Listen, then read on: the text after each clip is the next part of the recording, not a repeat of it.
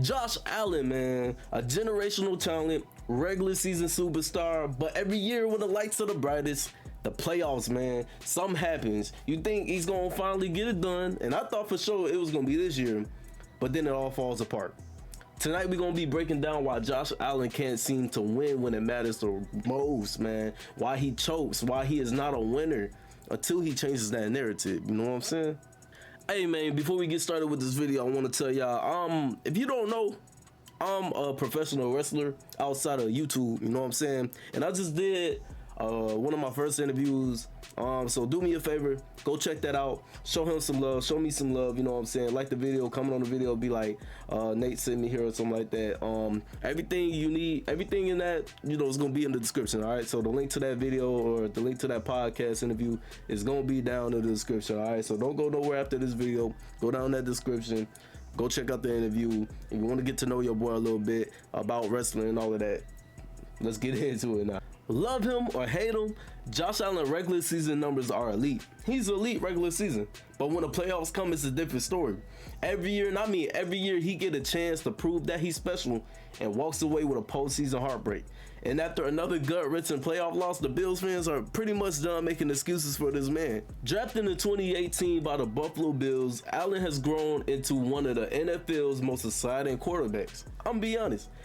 Regular season MVP, top passer, dual threat with explosive legs and a cannon arm. Like, the dude is like 6'6", 6'7", you know what I'm saying? He rewritten the Bills record books. But all that talent that, you know, he has in the regular season hasn't translated into the postseason success. And that's all people remember. And I can't blame him. You can't do all these things, all these great things, and not, you know, win. Who you think you is, Dan Marino gang? Let's go back into the history of his playoff failures. You know what I'm saying? 2019 wild card versus the Texans, 22-19 L. His second career playoff game, and he loses by 3 in overtime. It was some early signs of struggles. 2020 AFC Championship versus the Chiefs, 38-24. Another L. The game slipped away. Allen played good, but you know the Bills just couldn't stop Mahomes. 2021 divisional round versus Chiefs. Took another L, 36-42. Allen had great stats, but the defense just couldn't stop Kansas City. 2022 divisional round versus the Bengals, 10-27. Bills offense looked one-dimensional. Allen didn't take over when he needed. I'm gonna just be honest. 2023 divisional round versus the Chiefs, 24-27. Another loss to Mahomes in the playoffs. Allen, he didn't deliver when it mattered the most. Once again. 2024 AFC Championship versus the Chiefs, 32-29. He nearly made it, but choked late and couldn't put the Chiefs away. 2025 divisional round versus the Broncos, 33-30 overtime. Now that's the latest heartbreak, but Allen turned over the ball. He was like Oprah, you get an interception, you get an interception, you get an interception, you can get the ball, you can get this turnover. He just didn't care that day. I'm gonna be honest.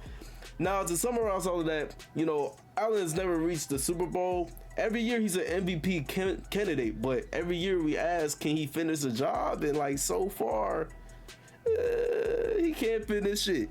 Now, one of the issues that I just, you know, explain to y'all is a turnover issue. Now, part of the choke narrative is turnovers at the worst times. You know what I'm saying? Like in the Broncos game, Allen had multiple turnovers that directly led to points. And then in overtime, a game-winner interception sealed it. You know what I'm saying? Now, in the playoffs this year, he wasn't the only one doing bad with turnovers. CJ Stroud, you know, I'm honestly surprised he even made it to the playoffs this year. But that's a different video for a different day, you know what I'm saying? But it's just not bad luck, you know what I'm saying? It's mistakes in critical moments. Everybody remembers turnovers, especially in the playoffs. And he turns the ball a lot. He turns the ball over a lot. Now, I'm going to be fair. I ain't going to lie. Josh Allen actually puts up great numbers in playoff losses. He don't really throw that many picks, but against the Broncos, he was just giving out the picks like he was Mr. Beast or something like that, giving out money, you know what I'm saying?